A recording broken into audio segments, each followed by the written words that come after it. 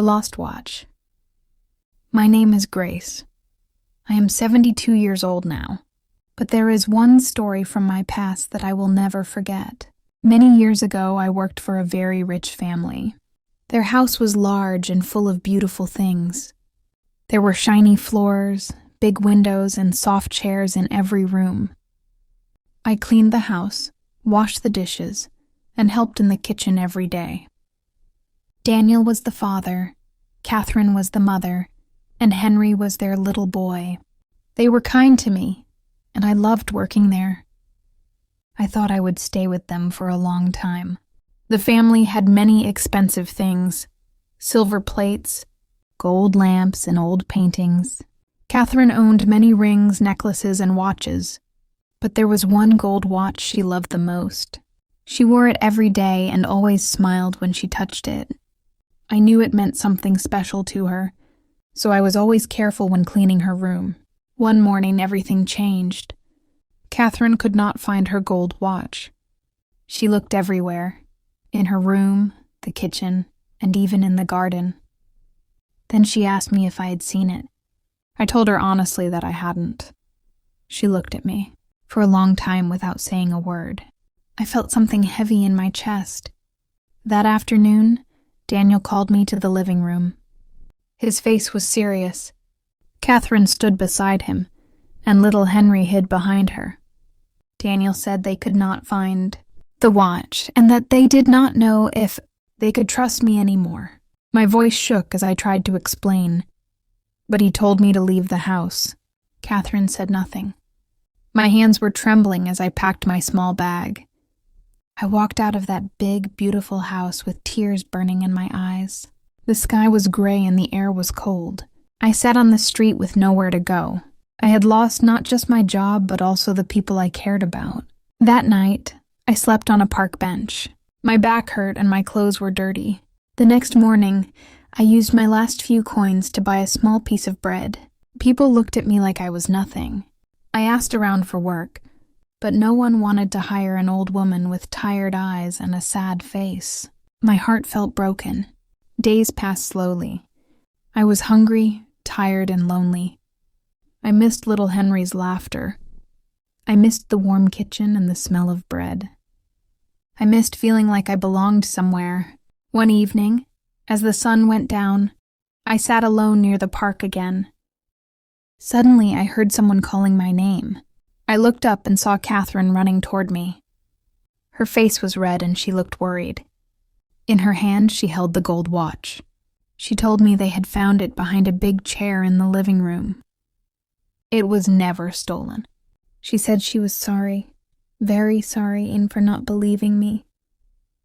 Her eyes were full of tears.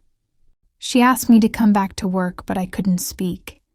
I felt happy that my name was cleared, but I also felt hurt.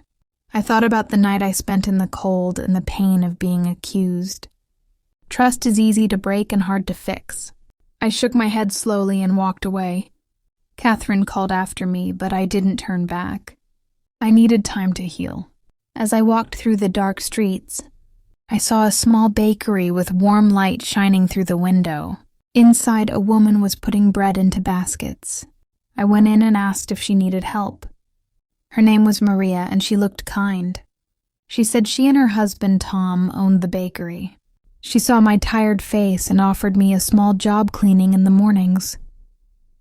She said it wouldn't be much money, but I could have food and a small room at the back. I thanked her again and again. That night, I slept in a real bed for the first time in many days. It wasn't a big or fancy room, but it was warm and safe. The next morning, I cleaned the bakery carefully. Maria smiled and said I did good work. Her husband gave me a piece of fresh bread. I felt useful again. I was no longer a lost woman. Day by day, life started to feel brighter. I learned how to arrange bread, help customers, and decorate cakes. People who came to the bakery smiled at me and learned my name. I made friends. I was part of something small but full of kindness. I realized that true richness comes from good hearts, not gold or silver. One afternoon, as I cleaned the window, I saw Catherine and Henry outside. Henry waved at me with his small hand. Catherine smiled softly and nodded. I smiled back, and in that moment I felt peace. I didn't hate them anymore. I understood that people make mistakes, and forgiveness is not weakness, it's strength. The bakery became my new home. Maria and Tom treated me like family. Sometimes I gave free bread to children who had no money. Their smiles made me happier than any rich gift could. I saved my earnings slowly, dreaming of one day opening a small bakery of my own. One morning, I received a letter from Catherine. She wrote about how much she regretted what happened.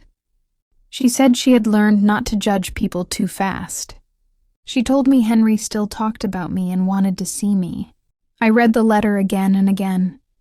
My heart felt both heavy and light. A few days later, I decided to visit them. When Catherine opened the door, her eyes filled with tears. Henry ran to me and hugged me tightly. Catherine said she was sorry once more. I smiled and forgave her. We sat together in the kitchen and talked like old friends. It felt like closing a painful chapter.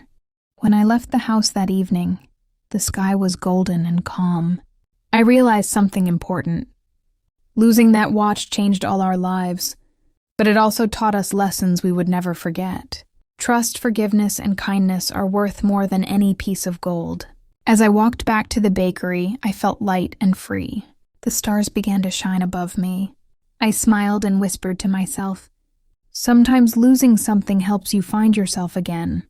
So if you enjoyed this story, remember, life always gives you another chance to begin again. Thank you for listening. Don't forget to like this video and subscribe for more stories that help you learn English every day.